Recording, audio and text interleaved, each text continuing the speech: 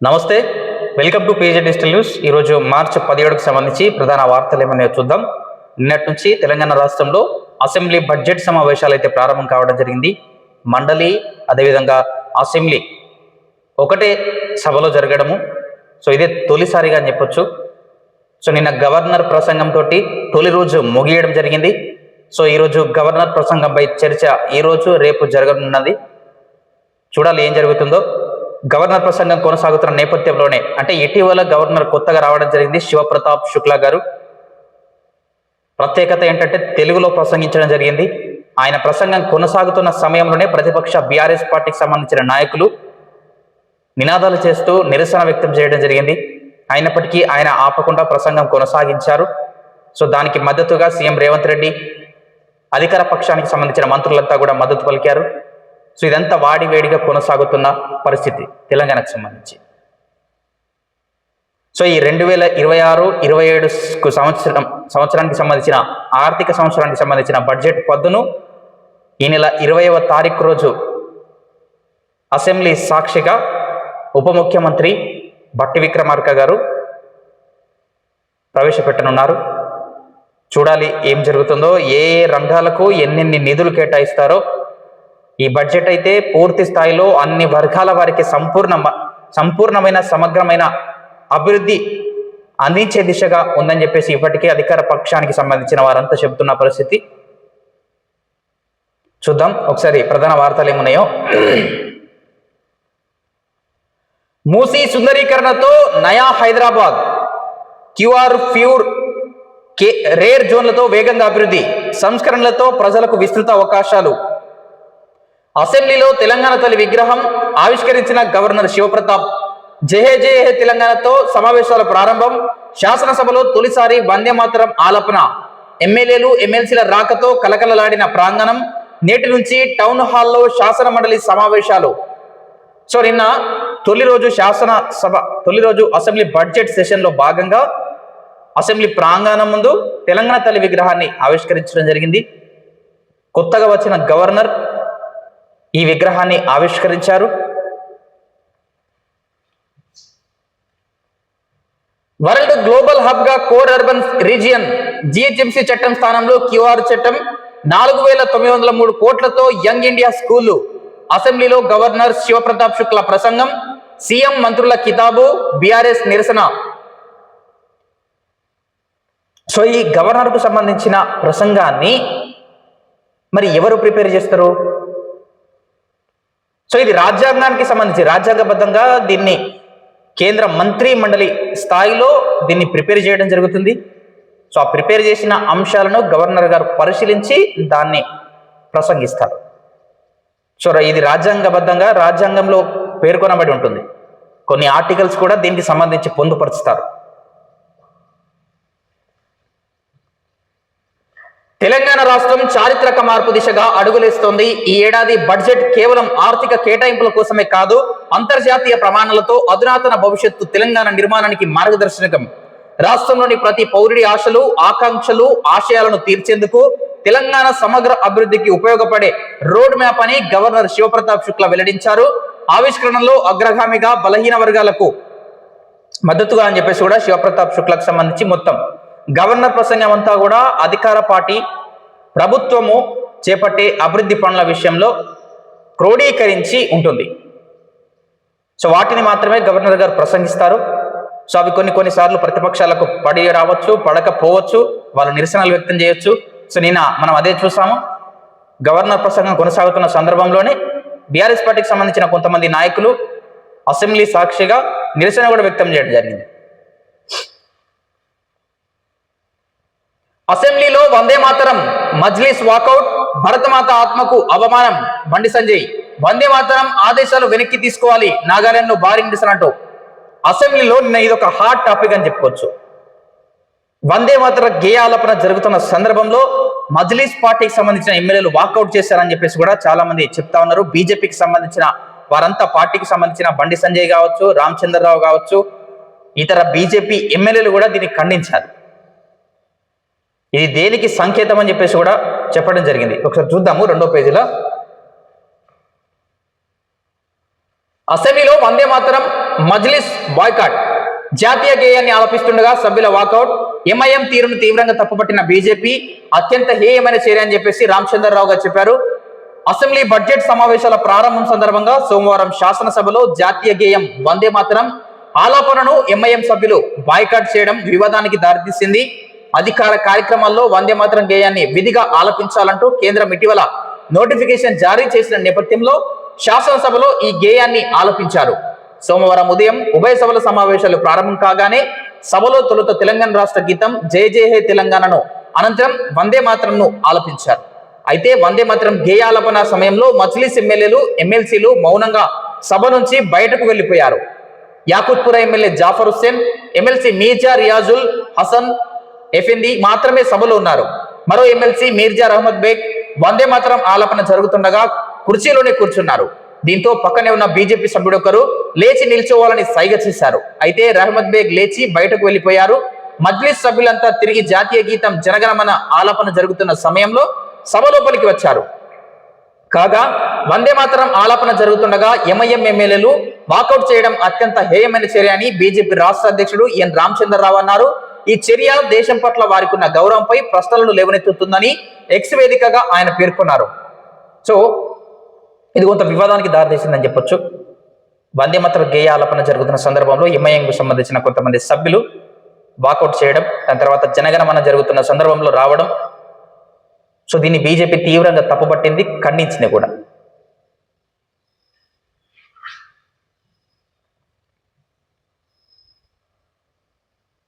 గత ప్రభుత్వ వైఫల్యాలపై చర్చించాల్సిన సమయం దాటిపోయింది. సిఎల్పి సమావేశంలో CM Revanth Reddy, PCC chief Mahesh Kumar Goud, మంత్రులు శ్రీధర్ బాబు, దామోదర్, జూపల్లి భవిష్యత్తు ప్రణాళికపైనే దృష్టి సారిద్దాం, ఇప్పుడు వేసే రోడ్ మ్యాపే ఎన్నికల్లో ఎజెండా.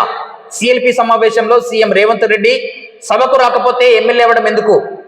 Question mark. కష్టపడి సాధించుకున్న పదవికి న్యాయం చేయాలి, సభకు వచ్చి ప్రతిపక్షాల విమర్శలను తిప్పికొట్టాలి. సిఎల్పి సమావేశానికి రానంత బిజీగా ఉన్నారా? మీడియాతో ఎవరూ చిట్చాట్లు చేయొద్దు. రాజకీయాల్లో వ్యక్తిగత నష్టం ఉండదు, అది వ్యవస్థ మొత్తానికే నష్టం చేస్తుంది. అందరూ పార్టీ లైన్లోనే మాట్లాడాలి. నేతల లెక్కలు పార్టీ రాసుకుంటోంది, జాగ్రత్త. సభ్యులకు ముఖ్యమంత్రి రేవంత్ రెడ్డి హితబోధ. నేడు ఢిల్లీకి సీఎం రేవంత్ రెడ్డి సిఎల్పి సమావేశం నిర్వహించారు. ఇప్పటి వరకు గత ప్రభుత్వాలు చేసిన తప్పిదాలను, వైఫల్యాలను దానిపైనే ప్రత్యేక దృష్టి సారించాం. ఇకపై దాన్ని పక్కన పెట్టి రాష్ట్ర ప్రభుత్వ అభివృద్ధిపై దృష్టి సారించాల్సిన అవకాశం ఉందని చెప్పేసి చెప్తున్నారు. అంటే ఇప్పటి వరకు అభివృద్ధిపై దృష్టి సారించలేదా అనే క్వశ్చన్ మార్క్ చాలా మందిలో వస్తుంది. అంటే అభివృద్ధి పనులు కొనసాగుతున్నప్పటికీ పూర్తి స్థాయిలో దృష్టి సారించలేదన్నట్టే కదా ఈ వార్తకు సంబంధించి. వార్తలు కూడా మనకు నమ్మకసక్యంగా లేదు. ఎందుకంటే క్వశ్చన్ మార్క్ ఇక్కడ చూడండి. సభకు రాకపోతే ఎమ్మెల్యే అవ్వడం ఎందుకు? ఇట్లాంటి కొన్ని వార్తలు కూడా పూర్తి నమ్మశక్యం కాదు. ఎందుకంటే లోపల జరిగిన విషయాలు ఎవరికి తెలుసు? ఇది కేవలం అభిప్రాయం మాత్రమే. సీఎం రేవంత్ రెడ్డి ఎమ్మెల్యేలు తిట్టిందని చెప్పేసి, లేదంటే వాళ్ళకు చురుకులు అంటించిందని చెప్పేసి, ఇట్లాంటి వార్తలలో అంత నిజం ఉంటుందో లేదో చెప్పలేం మనం. ఎందుకంటే అవి కేవలం అభిప్రాయాలు మాత్రమే. అభిప్రాయం వ్యక్తం చేసుకునే హక్కు ప్రతి పౌరుడికి ఉంది, అది రాజ్యాంగం కల్పించింది. ఆర్టికల్ 19 క్లాస్ 1A కింద అది మన స్వేచ్ఛ. కానీ ఇతరుల ప్రైవసీ దెబ్బతినకుండా ఉండాలి. అవన్నీ కూడా రాజ్యాంగం కల్పించింది కదా అని చెప్పేసి ఎట్లా పడితే అట్లా చెప్పడానికి కూడా లేదు, ఎట్లా పడితే అట్లా అభిప్రాయాలు వ్యక్తం చేయడానికి కూడా లేదు. సిఎల్పి సమావేశంలో ఈ విధంగా గత ప్రభుత్వ వైఫల్యాలపై చర్చించాల్సిన సమయం దాటిపోయింది. ప్రస్తుతం ఉన్న 3 ఏళ్లలో రాష్ట్ర అభివృద్ధిపై ప్రత్యేక దృష్టి సారించాలని చెప్పేసి. ఈ 2 సంవత్సరాలు అయిపోయింది. గత ప్రభుత్వం మీద ఏమేమి అన్నారో, వాళ్ళ వైఫల్యాలను ఎండగట్టారు, అన్ని చేశారు, అన్నీ అయిపోయినాయి. ఇకపై అభివృద్ధిపై దృష్టి సారించకపోతే రానున్న ఎన్నికల్లో వీళ్ళకు గుదిబండగా మారనున్నాయి. చూడాలి ఏం జరుగుతుందో మరి. రాష్ట్రంలో గత ప్రభుత్వ వైఫల్యాలపై చర్చించే సమయం అయిపోయిందని, ఇక భవిష్యత్తు ప్రణాళికపై దృష్టి సారిద్దామని కాంగ్రెస్ పార్టీ శాసన సభాపక్ష సిఎల్పి సమావేశంలో సీఎం రేవంత్ రెడ్డి అన్నారు. ఇప్పుడు వేసుకునే ప్రణాళికే వచ్చే ఎన్నికల్లో ఎజెండా కానుందని స్పష్టం చేశారు. కాంగ్రెస్ సభ్యులు శాసనసభకు సరిగ్గా హాజరు కాకపోవడంపై అసహనం వ్యక్తం చేశారు. చూడండి, కొంతమంది కాంగ్రెస్ పార్టీకి సంబంధించిన ఎమ్మెల్యేలు సభ సమావేశాలలో పాల్గొనకపోవడంపై ముఖ్యమంత్రి కొంత అసహనం వ్యక్తం చేయడం జరిగింది. సో ప్రజల ద్వారా ఎన్నుకున్న నాయకులు కాబట్టి ఖచ్చితంగా శాసనసభలో హాజరు కావాల్సిందే. సంవత్సరంలో జరిగేటి మూడు సమావేశాలు: బడ్జెట్ సమావేశాలు, వర్షాకాల సమావేశాలు, శీతాకాల సమావేశాలు, అంతే కదా. ఇక దీనికి కూడా హాజరు కాకపోతే ఎందుకు? ప్రజల సమస్యలపై గొంతెత్తి పోరాడడానికి వేదిక అసెంబ్లీ సమావేశాలే కదా. మరి ఈ అసెంబ్లీ సమావేశాలకి రాకపోతే ప్రజల సమస్యలు ఎవడు పట్టించుకుంటాడు? సో ఎంత ఘోరం అంటే ఇది అసలు హాజరు కావాల్సింది, అసలు కాకపోవడం ఏంటి అసలు? ఇది కేవలం కాంగ్రెస్ పార్టీ ముఖ్యమంత్రి అసహనం వ్యక్తం చేయడమే కాదు, యావత్ తెలంగాణ ప్రజలు అసహనం వ్యక్తం చేయాల్సిన పరిస్థితి ఇది. ఆయా నియోజకవర్గాలకు సంబంధించిన శాసనసభ సభ్యులు హాజరు కాకపోవడంపై ప్రశ్నించాల్సిన అవసరం ఉంది. సభా సమావేశాలకు వెళ్ళకుంటే ఆయా నియోజకవర్గాల్లో నెలకొని ఉన్న సమస్యలు సభ దృష్టికి ఎవరు తీసుకొస్తారు? వాటికి పరిష్కార మార్గాలు ఎవరు చూపిస్తారు? ఏంటి పరిస్థితి? సో ఒకసారి ఆలోచన చేయాల్సిన అవసరం ఉంది. ఇక మిగతా వార్తలు ఏమన్నా ఒకసారి చూసే ప్రయత్నం చేద్దాం.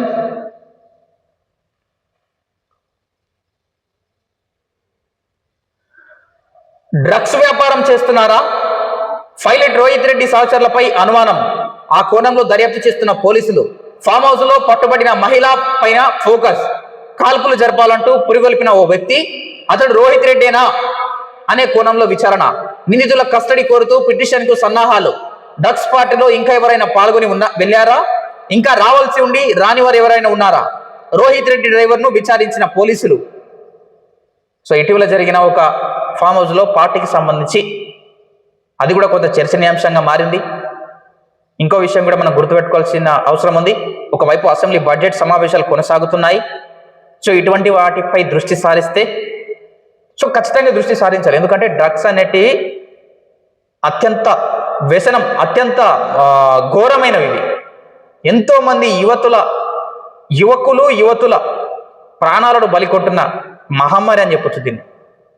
సో దీన్ని సమాజం నుండి నిర్మూలించడానికి రాష్ట్ర ప్రభుత్వం కూడా ప్రత్యేకంగా కృషి చేస్తా ఉంది, పోలీసులు కూడా చేస్తా ఉన్నారు. సో ఇటువంటి వాటిని ఖండించాల్సిన అవసరం ఉంది, చట్ట ప్రకారంగా చర్యలు కూడా తీసుకోవాల్సిన అవసరం ఉంది, అది ఎంతటి వారైనా కావచ్చు. సో ఇదొక పక్క కొనసాగుతుంది. అసెంబ్లీ బడ్జెట్ సమావేశాలు నిన్నటి నుంచే ప్రారంభం కావడం జరిగింది. రేపు ఎల్లుండో 20వ తారీఖు రోజు బడ్జెట్ పద్దు ప్రవేశపెట్టనున్నారు. సో ఎలాంటి సమస్యలు, ఎలాంటి విషయాలు, తెలంగాణ రాష్ట్ర ప్రజలకు ఎట్లాంటి గుడ్ న్యూస్లు ఏమన్నా అందే అవకాశాలు ఉన్నాయా? ఈ నెల 30వ తారీఖు వరకు అసెంబ్లీ బడ్జెట్ సమావేశాలు కొనసాగనున్నాయి. ఏం జరుగుతుందో తెలంగాణ ప్రజలంతా కూడా వేచి చూస్తూ ఉన్నారు. బడ్జెట్ అందరినీ సంతృప్తి పరుస్తుందా, లేదంటే కొంతమందికి మాత్రమే ఉంటుందా, అన్ని వర్గాలకు సమప్రాధాన్యత ఇస్తుందా లేదా అనేది చూడాల్సిన అవసరం ఉంది. రాష్ట్రంలో బ్రిటన్ స్కూళ్లు, హైదరాబాద్ లో క్యాంపస్ల ఏర్పాటుకు 13 ప్రఖ్యాత విద్యా సంస్థల ఆసక్తి. రేపు రాష్ట్రంలో పర్యటించనున్న యూకే ఉన్నత స్థాయి బృందం అధికారులతో కీలక చర్చలు. బ్రిటన్ లో ఉన్న స్కూళ్ళు, మోడల్ స్కూళ్ళు ఏ విధంగా ఉన్నాయో ఆ స్కూళ్ళల్లో అట్లాంటివి మన హైదరాబాద్ లో కూడా ప్రవేశపెట్టేందుకు రంగం సిద్ధమవుతోంది. అందుకు సంబంధించి బ్రిటన్ కు సంబంధించిన విద్యావేత్తలు కొంతమంది రేపు హైదరాబాద్ లో పర్యటించనున్నారు. సో చూడాలి ఇతర దేశాలలో విద్యా వ్యవస్థ ఏ విధంగా ఉంది, మన రాష్ట్రంలో ఏ విధంగా ఉంది, మన దేశంలో ఏ విధంగా ఉంది అనేది. సో కొంత మార్పులు రావాల్సిన అవసరం ఎంతైనా ఉంది. ఆ దిశగా వెళ్తే ఇంకా బాగుంటుంది. ఇక అంతర్జాతీయానికి సంబంధించి చూడండి. ట్రంప్కు నాటో షాక్. హార్మోజ్ జలసంధి వద్దకు యుద్ధ నౌకలను పంపేందుకు Britain, Germany, Belgium, Spain, Denmark, France నో. అదే బాటలో ఆస్ట్రేలియా, జపాన్ దేశాలు. ముందు యుద్ధం ఆపండి, సేనా హితవు. నేను కోరిన సాయం చేయకపోతే నాటో దేశాల భవిష్యత్తు చెడ్డగా ఉంటుంది ట్రంప్. సో నాటో అంటే ఏం లేదు, నార్త్ అట్లాంటిక్ ట్రీటీ ఆర్గనైజేషన్ అని చెప్పేసి ఇదొక అలయన్స్, ఇదొక కూటమి. అట్లాంటిక్ మహాసముద్రానికి సంబంధించి నార్త్ సైడ్ ఉన్న దేశాలన్నీ కూడా నాటో పరిధిలోకి వస్తాయి. మనం గతంలో చూసాము ఉక్రెయిన్ రష్యా వార్కు ప్రధాన కారణం నాటో. సో దాంట్లో నాటోలో చేరుతామని చెప్పేసి ఉక్రెయిన్ చెప్పడంతో లేదు లేదు మీరు చేరొద్దు అని చెప్పేసి రష్యా దాన్నే ప్రధాన ఎజెండాగా మార్చుకొని 2022 ఫిబ్రవరి 24వ తారీఖు రోజు ఉక్రెయిన్ పై దాడులకు పాల్పడడం, రష్యా ఉక్రెయిన్ దాడులు యుద్ధాలు మొదలైనాయి. అప్పుడు మనం చూసాం. సో ఇప్పుడు మళ్ళీ హార్మోజ్ జలసంధి, ఇరాన్ కు సంబంధించి హార్మోజ్ జలసంధి ఏదైతే ఉందో దాన్ని ఇరాన్ క్లోజ్ చేయడం జరిగింది. సో దీని కారణంగా చమురు నిల్వలు, గ్యాస్ కు సంబంధించిన లోడ్లు ఇవన్నీ కూడా ఇతర దేశాలకు ఎగుమతి జరగడం లేదు. దీని కారణంగా ఆయా దేశాల్లో ఇబ్బందులు తలెత్తుతున్నాయి. ఈ నేపథ్యంలో అమెరికా అధ్యక్షుడు ట్రంప్ ఏం పిలుపునిచ్చారు? హార్మోజ్ జలసంధి వద్దకు ఆయా దేశాలు ఇబ్బంది పడుతున్న దేశాలన్నీ కూడా వారి యుద్ధ నౌకలను అక్కడికి పంపించాలని చెప్పేసి కూడా పిలుపునివ్వడం జరిగింది. అంటే ఇది ఎంత దారుణం అని చెప్పొచ్చు. మీరు యుద్ధం ఆపేస్తే అయిపోతుంది కదా, యుద్ధం ఆపేస్తే ఈ గొడవనే పోతుంది కదా. లేదు లేదట, ఈ పెద్ద మనిషికి యుద్ధం ఆపడం అద్దు కానీ ఇతర దేశాల మద్దతు కావాలంటే ఇంకా ఇక చూడండి, ఆ దేశాలన్నీ కూడా నో చెప్పినాయి. ఏ దేశాలైనా కూడా యుద్ధానికి కాలు దువ్వవు. ఎందుకంటే యుద్ధాలు ఖచ్చితంగా ఇరు పక్షాల వారికి నష్టాన్ని వాటిల్లుతాయి కానీ అంత లాభాలు ఏముండవు. చక్కగా యుద్ధం ఆపితే తప్పితే హార్మోజ్ జలసంధి ఇరాన్ ఓపెన్ చేసే విధంగా లేదు. సో అమెరికా అధ్యక్షుడు కొంత అత్యుత్సాహం ప్రదర్శిస్తారన్న విషయం చాలా మంది అభిప్రాయ సూచనంగా చెబుతూ ఉంటారు. సో అది నిజమే అనిపిస్తుంది ఇట్లాంటి ఘటనలు చూస్తే.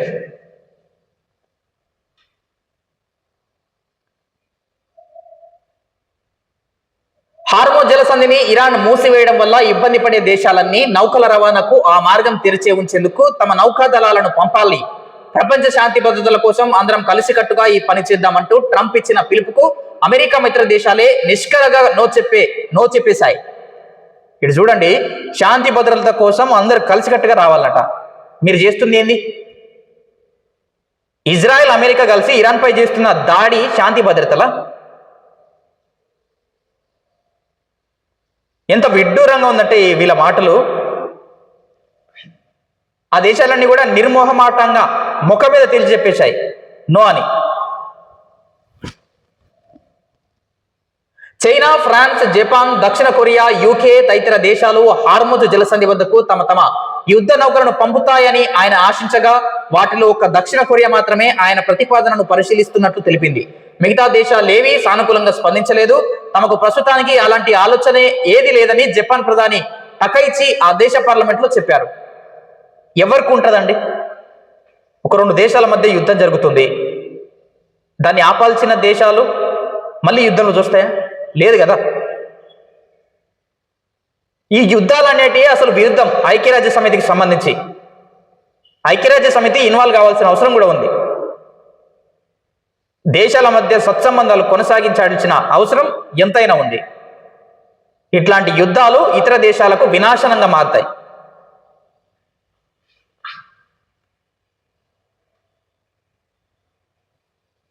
ఇంకా ప్రధాన వార్తలు ఏమున్నాయి ఒకసారి చూసే ప్రయత్నం చేద్దాం. సో ఇది గవర్నర్ ప్రసంగానికి సంబంధించి మొత్తం రాష్ట్ర ప్రభుత్వం చేపడుతున్న అభివృద్ధి పనులకు సంబంధించి మొత్తం గవర్నర్ ప్రసంగంలో ఉంది. అసెంబ్లీలో తెలంగాణ తల్లి విగ్రహం అని చెప్పేసి కొత్త కోర్సులు వచ్చేసాయి. డిగ్రీలో 19, పీజీలో 11, బీఎస్సీ ఆనర్స్ లో 4 వచ్చే విద్యా సంవత్సరం నుంచి అందుబాటులోకి ప్రకటించిన ఉన్నత విద్యా మండలి. So UG, PG, under graduate, post graduate లో మరికొన్ని కొత్త కోర్సులు ప్రవేశపెట్టనుంది తెలంగాణ రాష్ట్ర ఉన్నత విద్యా మండలి. సో అందుకు సంబంధించి నిన్న ప్రకటించడం జరిగింది. ఈ విద్యా సంవత్సరం నుంచి ఈ కోర్సులు కూడా అమల్లోకి రానున్నాయి. సో ఈ కోర్సులలో ప్రధానంగా ఏఐని కూడా పొందుపరుస్తా ఉన్నారు. అంటే స్కిల్ ఓరియంటెడ్ గా ఈ కోర్సులు ఉండనున్నాయి.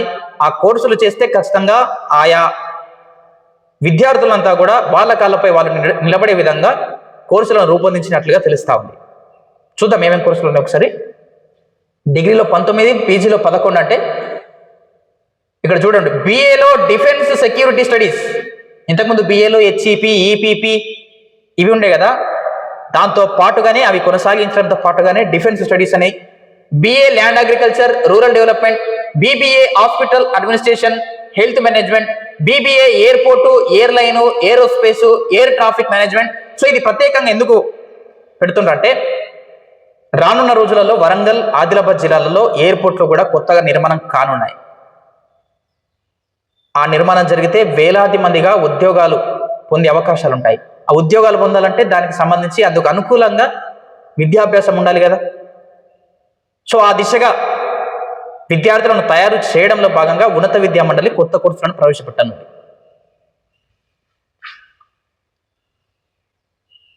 BBA Maritime Technology, Commerce Management, BBA Food Technology, Food Security Management, BBA Travel, Tourism, Hospitality Management, BCom Finance Technology, BCom International Banking, Finance and Accounts, BCom E-Commerce, M-Commerce, Digital Marketing, BSc Multimedia and Animation, BSc Data Science and Artificial Intelligence, BSc Climate Science, Environmental Studies, BSc Honors Instrumentation, BSc Honors Informatics, BSc Honors Biomedical Sciences, BSc Honors Medical Microbiology. So ఈ విధంగా అన్ని కొత్త కోర్సులను యూజీలో 16, పీజీలో 11 కొత్త కోర్సులను అయితే ప్రవేశపెట్టనున్నారు.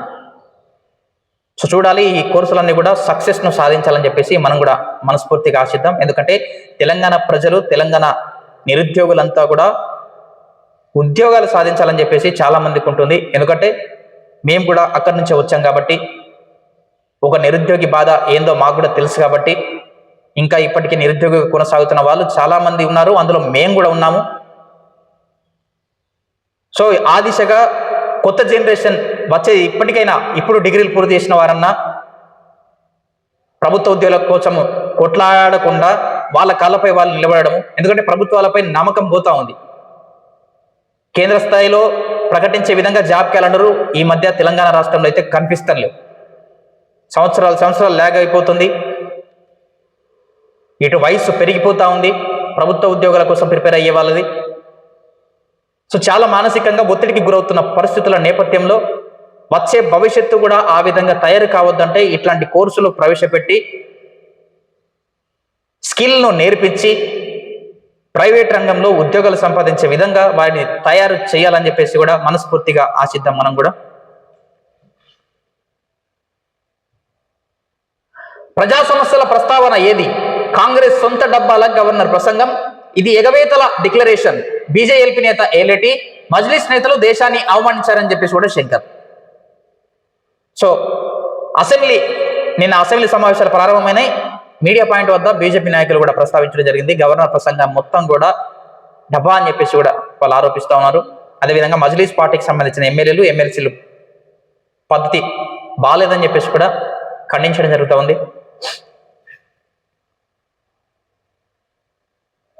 So ఇది మార్చి 17కు సంబంధించిన ప్రధాన వార్తలు. చూస్తూనే ఉండండి మన PZ డిజిటల్ న్యూస్. నేను మీ ప్రదీప్ జిల్లేడు వారు.